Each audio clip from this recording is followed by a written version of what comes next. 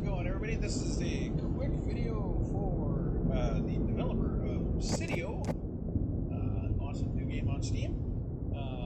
Very much like Phasmophobia. If you don't know, I've got like a ridiculous amount of hours in Phasmophobia because I love it. But this game actually looks like it has a chance of topping Phasmophobia. Hard to say, but we'll see. There are a few things that I personally feel need work on. And so, I mean, I'm not knocking the game. I'm just saying these are some ideas that I have, or maybe some suggestions or whatnot.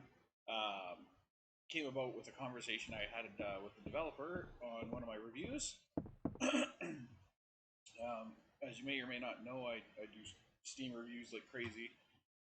But anyways, this developer was kind enough to ask me some questions and give me some feedback, and so I'd like to continue that conversation with this video. Starting off, the idea of a I guess you want to call it a top tier list or top player list, I think is a little bit. I would try to stay away from that myself, just from the simple fact that once you have a top player list, it's something you have to maintain. You have to have some kind of server for it running, and that server's got to sit there and it's got to stay running even long after the game's launch. It's got to sit there and it's got to stay running, and then one day when you go to shut it down, it's going to piss off a lot of people. But I mean, you have to have that server to save the information or receive the information and transmit the information back to the players. On top of that, you'll have new players coming in to the game. The first thing they'll see is a list of top players with like so many. Let's pick a round number. Let's say 5,000. Let's say 5,000. So you'll have players there that are 5,000 haunts or 5,000 deaths or whatever. And now you have a brand new player coming in, and they're looking at this list and they're going, I am never going to be on that list. So immediately it gives a new player a sense of, defeat, which I think you'd kind of want to avoid. A better idea could be taking a page out of Beat Saber's book. Another idea could be maybe a friends competitive kind of tree, whereas you see the stats from your friends who also play the game. That could be an idea, instead of a global top list, and maybe have the players, maybe have the game store that data, so when you join each other, instead of getting top scores or whatever from a server, a global server, you're getting top scores from each player as you join their game, and that way it kind of brings it all together, and you don't have to have some third-party server running out in the background. I mean, that's a thought. Now, as for, I'm going to turn off hard mode just for a minute. As for equipment, when I was talking equipment, you're all set up. In my review, radio me and when you want to leave. Basically, what I was getting at was, I'll take this. For my appearance of this game, we already have a broken wall. For my appearance of this game, none of this stuff is needed from my first few playthroughs, unless I was accidentally doing something. But it seems like none of this stuff is needed. All you need is the stuff that's on this table now. So I mean, the thermostat and all the other stuff for the for the exorcisms. It doesn't seem like any of this is needed. And if I go into my book here, so it says, to begin the exorcism, you need to place the Bible and required items in the ghost's favorite room. Doing unnecessary steps may cause it to fail. But this is talking about exorcism as far as I'm concerned. So these checkboxes here don't seem to have any effect. I could be wrong, but they don't seem to have any effect, because your exorcism steps is confirm the ghost on the select Ghost tab, place ghost-specific items in the room, which are the ones on the wiki, and follow other requirements found by ticking boxes and ghost clues. So I'm not really sure if this is required. Once you're confident everything's ready, place the Bible next to the items. So it's almost confusing as to you don't need these items to actually find out what the ghost is, but do you actually need the items to perform the exorcism? To me, that just is a little confusing. Because, I mean, I can hear all kinds of hell going down outside here. I'm going to take the thermometer because that's really the only tool you need. That.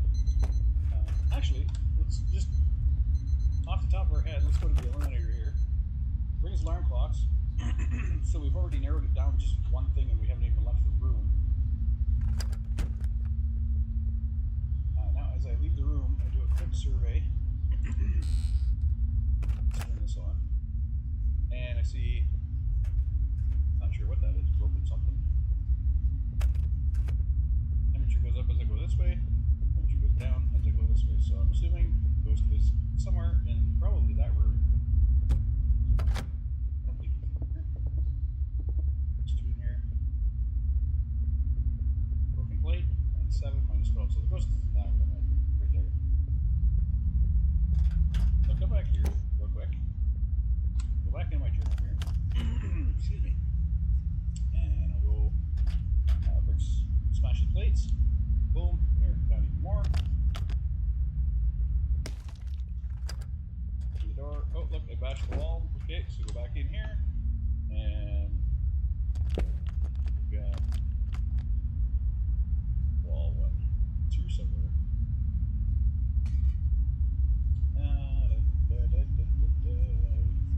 Probably scrolling past the matches/cracked walls.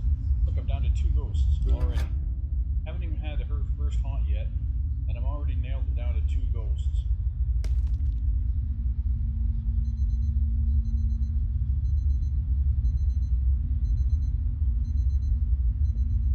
Go down this hallway. I don't think the ghost has actually been down here.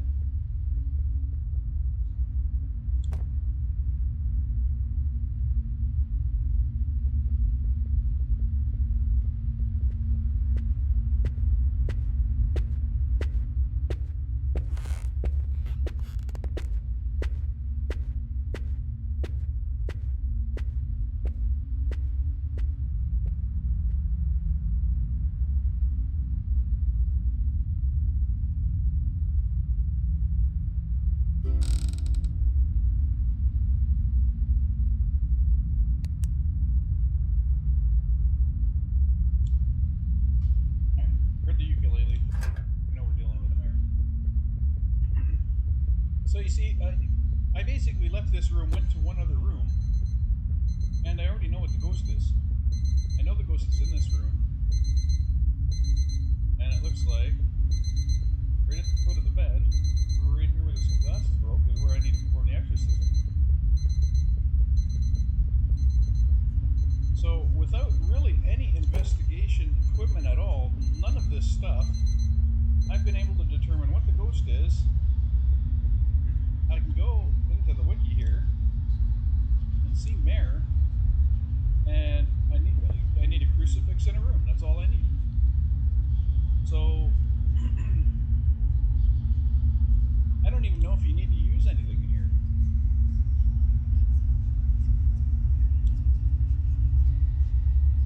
So I go, you can mark it down here for more money and XP. Warning: you only get 1 attempt, and everyone must choose 1. So I'm thinking for every one here to go. Well, we know it's a Mare. It can't be anything else because our own elimination table brought that down. So for the Mare, we need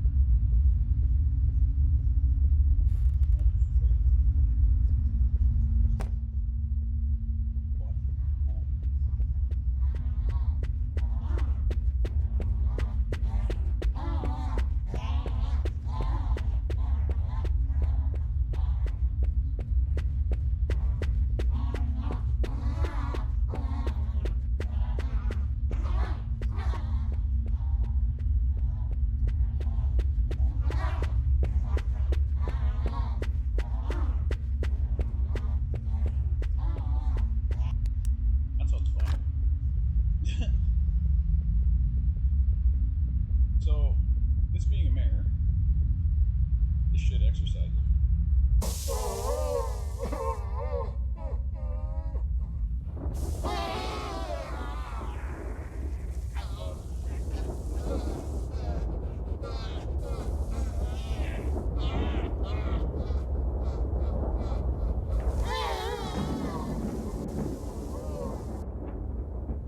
There we go.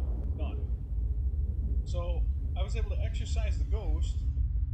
I was able to determine what the ghost was just by walking into a couple of rooms and then exercise the ghost, and I didn't have to touch any of this gear except for the thermostat, the thermometer. That's it. But so all of this stuff currently, in my mind, serves no purpose, and unfortunately, that's a big downside. And one of the things I was specifically talking about. I really think that investigation should be a requirement. Like you should have to use this stuff. Maybe for example, before you can do this and select your ghost, you may have to confirm that that's the ghost. Maybe in the ghost wiki, add a tab that says maybe call it confirmation or something along that line, and then have say the music box and the have a couple of things be confirmation of that, kind of like they do in Phasmophobia. I mean, honestly, you're not going to get away from Phasmophobia. They did it first. They did it pretty much the only way that you can do it, because there's just a technique to ghost hunting. I mean, it's kind of like saying, you want to have a car driving game that's different from every other car driving game. Well, you can't really, because when it comes down to it, you're driving a car. So basically, that's what you're kind of stuck with.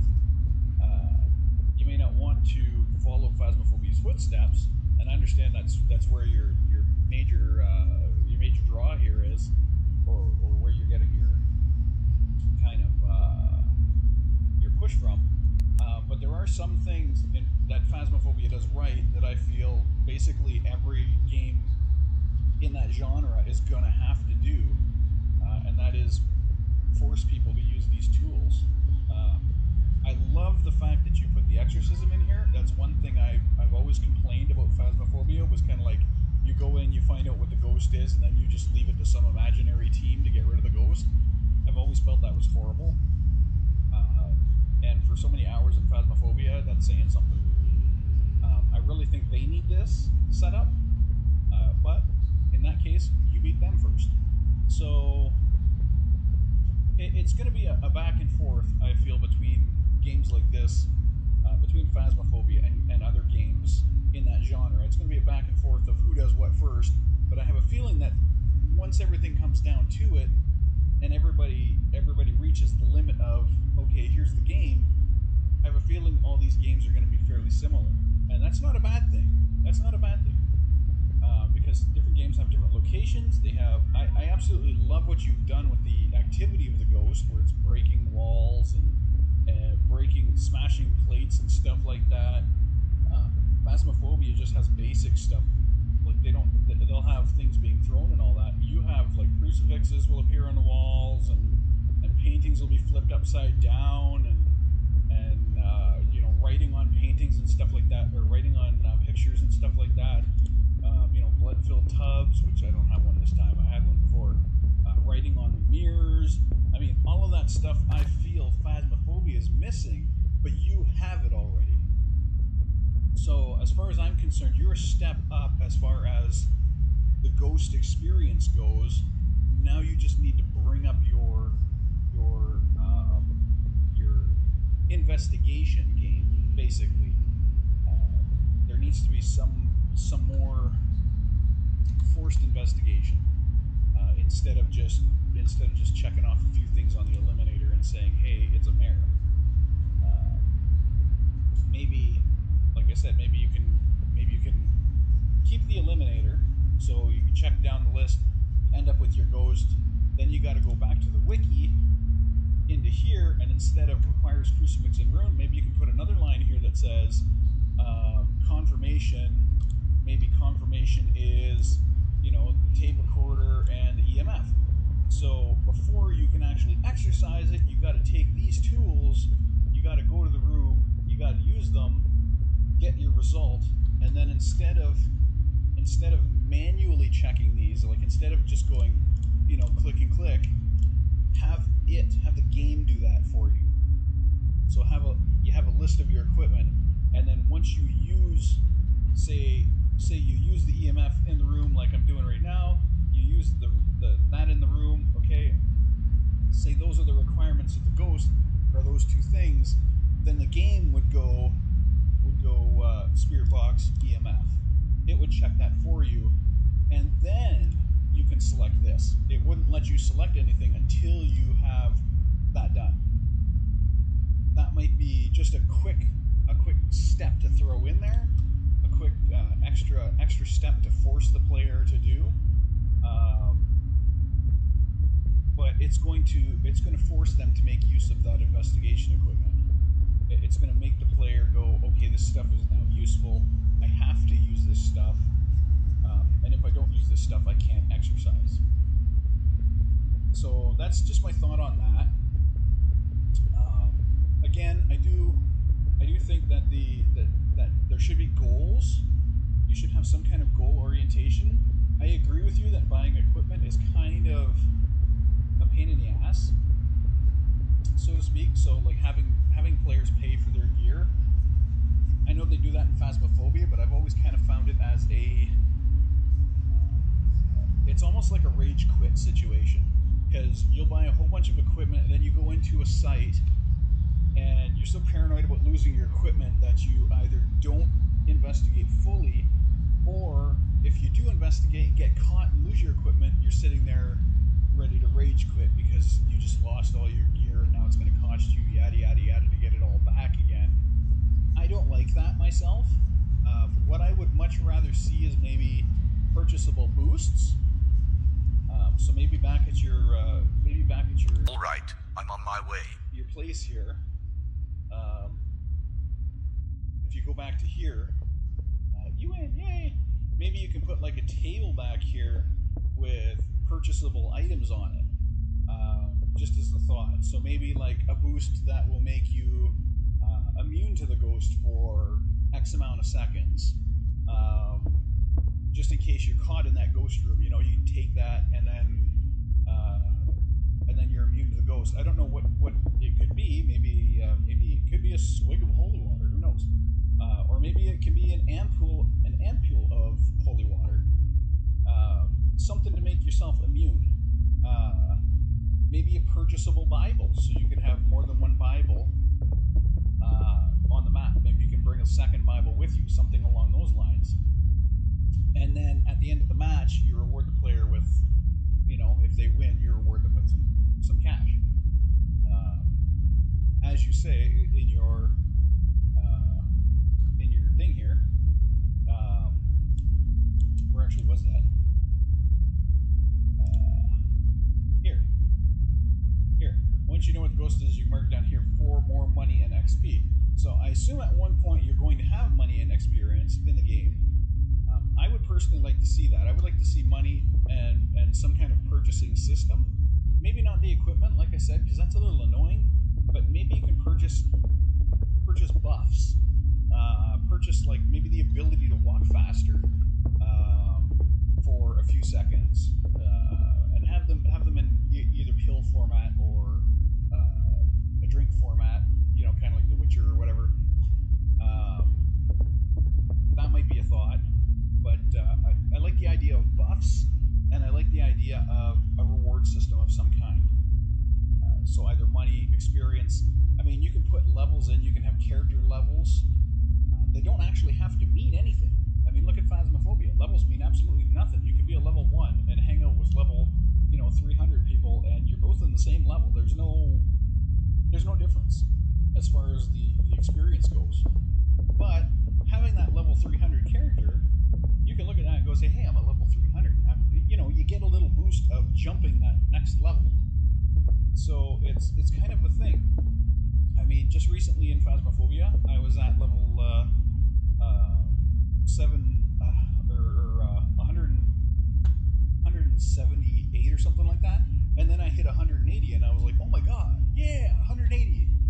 so it's those little rewards that keep players coming back, and I feel that's one of the things that you're missing.